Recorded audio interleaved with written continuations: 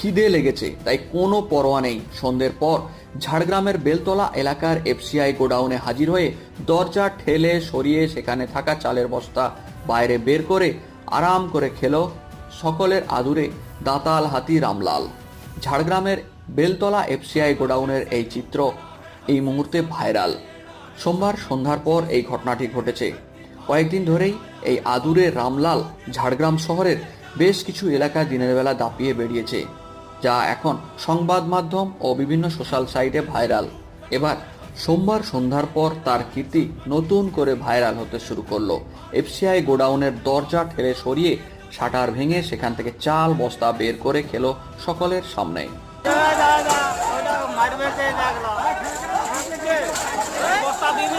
এক বস্তা ছেড়ে দাও, এক বস্তা ছেড়ে দাও।